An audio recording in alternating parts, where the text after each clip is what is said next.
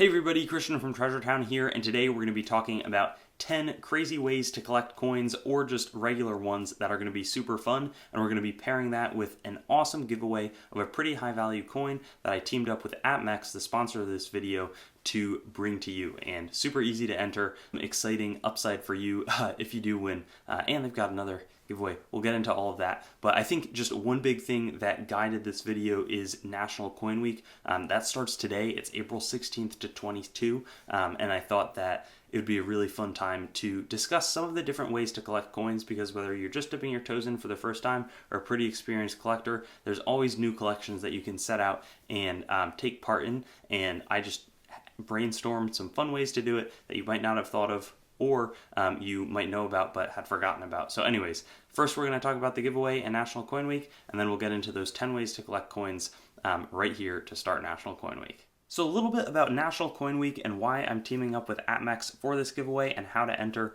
National Coin Week, it's always been held on the third week of April, and it's just a celebration of coins. It's really fun, and it's a nice way to kind of get excited about coins. And what better way to do that than give away a free but pretty rare coin with APMEX? And I think when I think about partnering with brands, it's super important to me to do that with brands that I can vouch for and I respect. And in this case, before partnering with them, which I've done in the past, I had been a customer and also somebody who would sell coins to APMEX, and I think that they're a business with a lot of integrity. But I think one of the interesting things that I talked to them about is that they have a very good reputation for being a leader in bullion, but they also have a very wide product selection on their numismatic items. And so that's in addition to the bullion offerings that they have. They have a huge selection of everything from rare US coins and rare dates to the more common ones.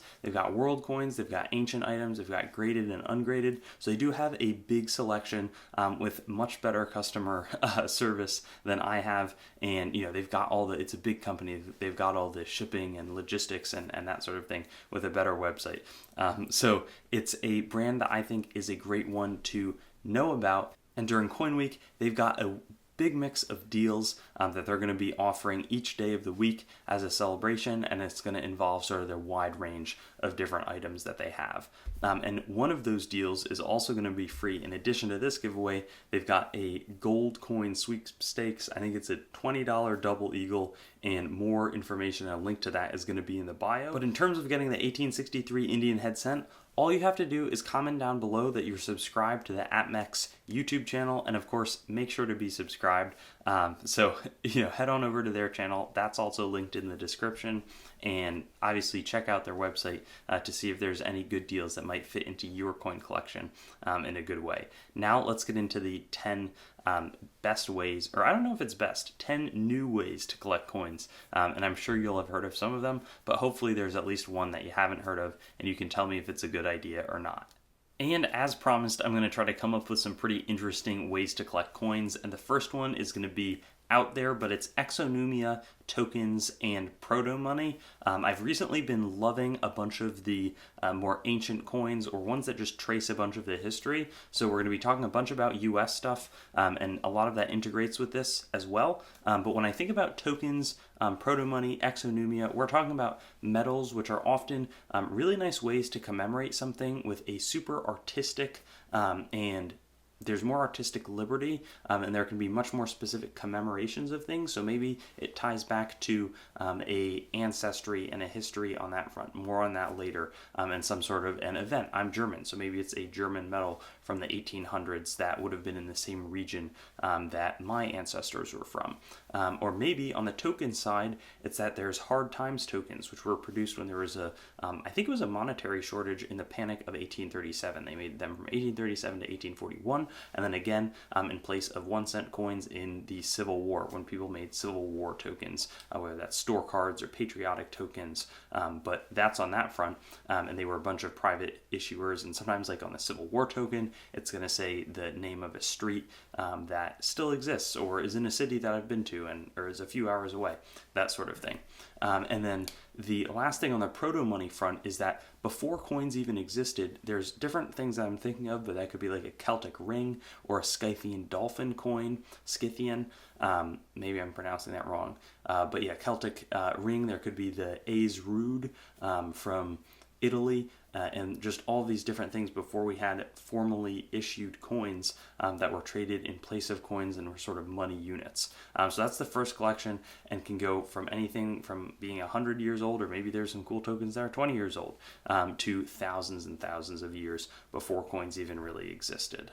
Number 2 is totally different, and it's going to be a year set. So I guess you could do a complicated year like 1776 and make it tough on yourself, but I'm thinking collect a bunch of different coins from the US probably, but also there's so much opportunity for world coins that you can tie in some of the later themes like errors and varieties.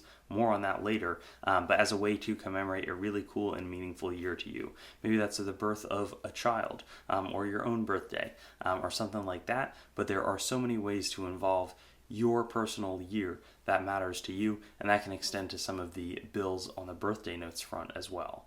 Number 3 I alluded to, and that's going to be an ancestry typeset, and I think it's a really cool thing to think through. Is you can create a collection, whether it's 5 coins, 20, 50, if you have a sense for your ancestry like me.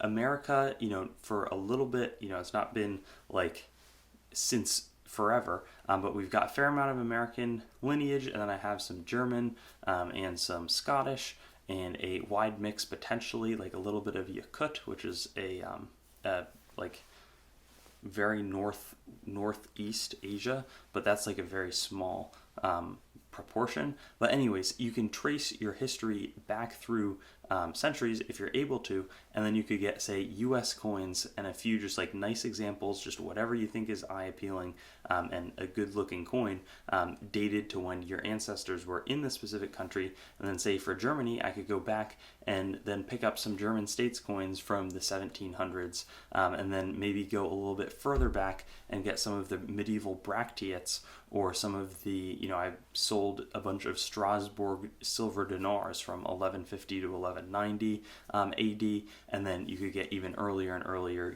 go back to the Roman imperial coins, or the Germanic barbaric imitations, where the sort of barbarians would be striking coins that looked like the Roman coins, but they didn't know how to even write the letters, so then they would just put characters that were meaningless, but they were trying to make coins that looked real. Anyways, it's sort of crazy, but you can really take that type of ancestry set really far back in a cool way and discover a lot more about yourself and the coins that your ancestors might have used in that process. Number 4 sort of ties into that, but I would call it like a major wars set. Something that I've been thinking about, there's things like the Civil War, but World War II, there's all types of different and new currencies. Like a lot of the coins then would become steel and zinc planchets, whether that's the 1943 penny in the States, or a lot of the European coinage, and I think some in Japan. There's all different types of special war issue coins. That could be a siege coin, or that could be something like a Byzantine, which was the late Eastern Roman Empire, in what was Constantinople, which is now Istanbul, Turkey. They were fighting a bunch against the Sasanians, which were now Iranian, like it was an empire of Iranians that basically was taken over by some of the early Muslim, as that was formed in the 600s. But the Byzantines and the Sasanians were warring a bunch. Or you could look at some of the Achaemenid Persian Empire, and then you could buy some of the, Macedonian coins from the 4th century BC. And a lot of this stuff is like $50 or less. That's kind of crazy. I mean, you can also buy super expensive coins, but you can just sort of go back, you could buy some small silver coins from the Ottoman Empire when they take Constantinople, and then you could buy some of the late Byzantine coins. So anyways, there's just a lot of cool ways to do that, modern and going way back, and a really fun way to trace history. Another one is one that I love, and it's the World Issuing Entity typeset. Basically, you just get one coin from every issuing entity. Now, you can define it to be a bunch of things. You could narrow your focus to a continent to just dip your toes in the water, but if you wanted to, you could do every current country in the United Nations, cap it there. You could say I'll include everything from 1900 up to today, or maybe you're going to add some of the territories and the provinces and the regions, or in Germany after World War One, there were all these different not geld issuers that were like their own private towns would be making their own coinage. It didn't end very well. It was the Weimar hyperinflationary period not too long after, but there's a ton of different towns that had their own coinage. So that you can make a bunch of different decisions in terms of how you're going to put it together, but there are so many different entities that issued coins, and it's a fun way to collect. It's one of my favorites that I personally do. With that being said, this one's more of a US focused one, at least traditionally, but it's just a typeset. So in America, you can see all of these coins behind me. Here's a cap bust $50 and a seated $50 and a barber $50. There's all different types of designs, and you can just try to get one coin of each of those types of designs so that you have a really nice display of all of the US coins that are out there. And obviously you can do that with world, but I think it's a fun one to do with the United States material because it's pretty accessible. But again, with that being said, you can often, like, once you get way back in the really early, like 1700s US coins, it's going to get expensive, and a lot of the comparable coins from, say, France are going to be not inexpensive, but much cheaper. So anyways, more to think about there. And then the next one is going to be a bit of a crazy one. It's something that I heard of, and it's like a box of 20 or like graded coin box set. And the idea is you don't always want to have your collection keep getting bigger and bigger and bigger. But what you could have is like 20 coins that are in a like PCGS box where you just get 20 really cool, there could be a theme, but it's mostly just coins that you like. And when you're done sort of having collected a coin, instead of expanding it to a 2-box or 3 and 4 box set, you just sell the coins that are no longer relevant and you bring in the new. Now, that doesn't, I'm not saying always sell all of your coins, but it's kind of a nice way to keep your collection small and presumably getting higher and higher quality over time. Another one that I can't go without saying is the errors and varieties.